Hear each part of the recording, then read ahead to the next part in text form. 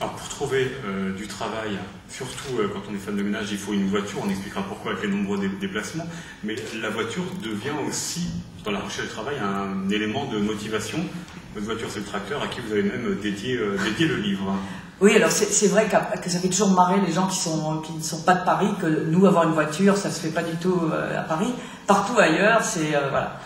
Il faut une voiture. Donc à Caen, la première chose qu'on vous demande quand vous cherchez un travail, c'est est-ce que vous avez une voiture. Alors c'est vrai qu'on en a très souvent besoin, mais quand bien même on n'en aurait pas besoin, c'est-à-dire quand bien même on aurait des horaires qui permettent de prendre le tram ou permettent de prendre l'autobus, on vous demande une voiture parce que c'est le signe, j'allais dire, le signe extérieur d'insertion. C'est-à-dire que, grosso modo, elle a sa voiture, donc elle a de quoi mettre un petit peu d'essence, elle sait tourner le volant dans le bon sens, elle va sortir de chez elle, elle sait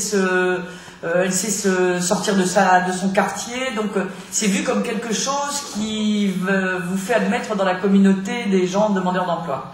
Et donc c'est vraiment la première chose qu'on vous demande. Et alors évidemment, en venant de Paris, moi j'avais dit une voiture, mais pourquoi faire, ridicule, etc. Donc je cherche un boulot, tout le monde me demande une voiture, je continue à ça. Finalement je trouve un boulot, on me dit vous avez une voiture, je dis oui bien sûr, évidemment c'est faux. Et donc j'ai une après-midi pour la trouver. Et c'est vrai que cette voiture pour moi a acquis tout à fait une autre dimension, parce qu'à Paris, quand je dois déménager 3 bouquins, grosso modo, et que je demande la voiture à quelques copains qui en ont, tout le monde me dit oh bah non je peux pas te la prêter, là tu vas me la griffer, je pars en week-end justement, je sais pas quoi. Donc j'arrive même pas à la trouver pour 2 heures. Et là dans une ville, Caen, où je ne connaissais personne, en une après-midi, j'ai trouvé une voiture par une espèce de chaîne de solidarité où on m'a dit « Ah, bah j'ai des copains qui avaient une voiture, qui vont la revendre. Si tu arrives à la leur rendre avant que la prime Sarkozy s'arrête, des 1000 euros, tu sais quoi là. Donc, ils te la prêtent. » Et donc, j'étais très surprise parce que je me suis dit « C'est incroyable de prêter une voiture comme ça de manière... » Et en fait, cette voiture a symbolisé pour moi cette chaîne de solidarité tout au long de cette expérience-là. C'est-à-dire que comme c'est vital, comme c'est la chose qui vous rattache à l'emploi, qui vous rattache à l'insertion professionnelle, chaque fois que vous avez un problème de voiture, on vous aide. Et au début, il y a en effet, entre demandeurs d'emploi, une concurrence féroce. C'est-à-dire que vous avez tous fait le même stage CV, le même stage demande d'emploi, premier entretien. On vous a tous dit, faut montrer vos passions, faut allez-y, montrer qui vous êtes, l'employeur doit avoir envie de dîner avec vous, allez-y, montrez votre vraie nature. Grosso modo, vous êtes assis avec les mêmes gens à qui on a demandé de montrer leur vraie nature et à qui on vous demande après, est-ce que vous avez une voiture? Donc on en est tous là, et passé la première concurrence féroce entre nous, tout le monde se dit qu'on est dans la même barque. Et que si je t'aide aujourd'hui, tu m'aideras demain. Donc quand ma voiture tombe en panne, les gens me proposent spontanément « Ah ben j'ai un voisin qui va te la réparer, le type il passe l'après-midi dessus. » Et à chaque fois de manière, j'allais dire, très désintéressée, très gentille. Il y a vraiment une solidarité forte autour de ça. Et donc par exemple ces gens qui me l'ont réparé, tout un après-midi, donc je leur dis, alors moi j'étais très gênée, ils avaient passé tout l'après-midi dessus, donc je leur dis bon bah qu'est-ce que je peux faire pour vous remercier, je savais pas quoi faire. Alors je laisse traîner, je me suis dit je vais pas proposer de l'argent, ça fait vraiment lourd quoi.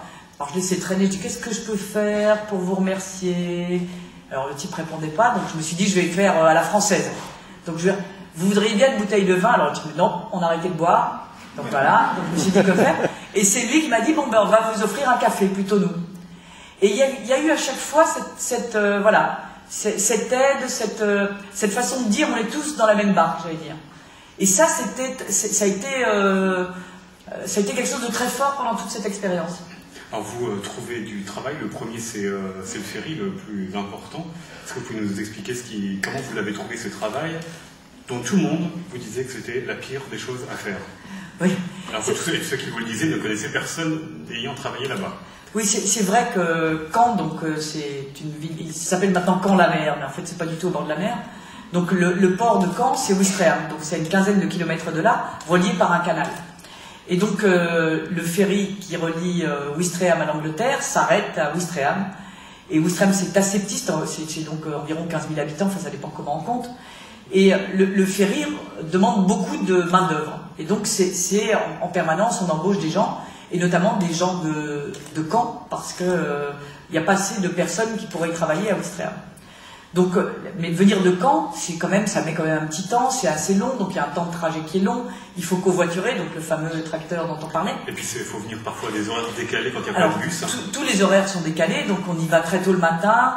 C'est grosso modo, je vais vous expliquer. C'est un ferry relie donc la France à l'Angleterre, s'arrête à Ouistreham. Donc entre le moment où débarquent les passagers et rembarquent les suivants, on nettoie le ferry. Donc c'est à peu près 1 heure. Et donc 40 femmes et hommes, enfin il y a surtout les femmes, se précipitent sur le bateau et le nettoient de fond en comble. Alors je dis le nettoie de fond en comble, c'est un peu faux, parce que le principal travail à bord consiste à nettoyer les toilettes. Alors c'est ça, le terme s'appelle faire les salis, mais grosso modo c'est on nettoie les toilettes. Alors là j'ouvre une petite parenthèse, c'est vrai que certains hommes y travaillent, mais jamais les hommes ne nettoient les toilettes. Alors ça a été au début, alors c'est pas décidé, ça se fait tout seul si vous voulez. Donc, alors parfois on le dit pour blaguer, alors quand il y a, vous savez, dans tous les groupes il y a une tête de turc, alors il y en a un qui a une tête de turc, donc on dit « Ah machin, il va faire les salis ». Alors on fait « Ha ha ha », mais jamais ça se passe, même la tête de turc le fait pas. Donc c'est un travail de femme sans qu'on n'en ait jamais décidé spécifiquement, mais c'est comme ça. Donc les hommes passent l'aspirateur, ils changent les couchettes, ils font des trucs plus nobles, j'allais dire, et les femmes lavent les toilettes.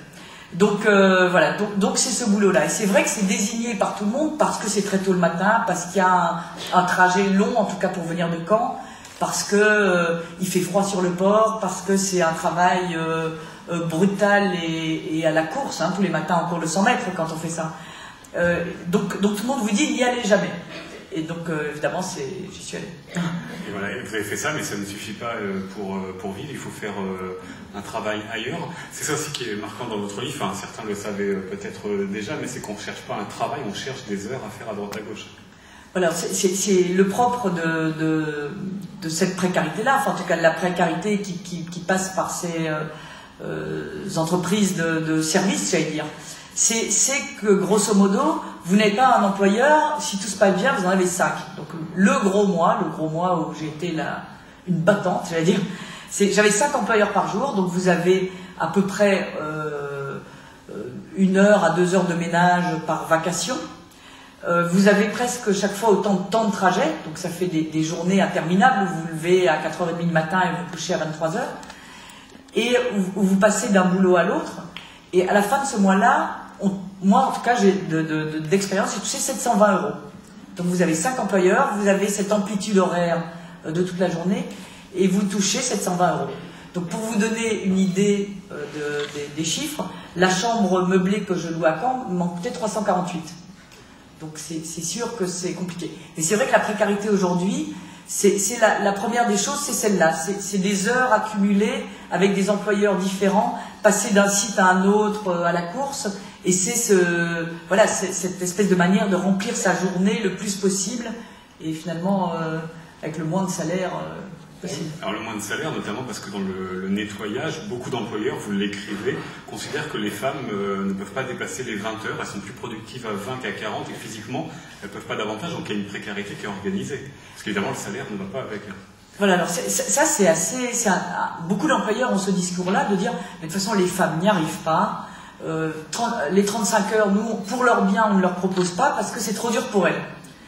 Alors, parce qu'à chaque fois, je demandais, mais pourquoi vous ne prenez pas des gens à 35 heures? Pourquoi? Ah non, mais les femmes n'en ont pas envie, aucune ne veut un travail comme ça, de toute façon, ce serait trop difficile pour elles, etc. Et donc, il y a une organisation de ça qui correspond à ces... Donc, une seule entreprise le proposait à Caen. Toutes les autres faisaient ce travail par tronçon, j'allais dire, avec cette organisation et ces faux prétextes, qui sont évidemment des... Voilà...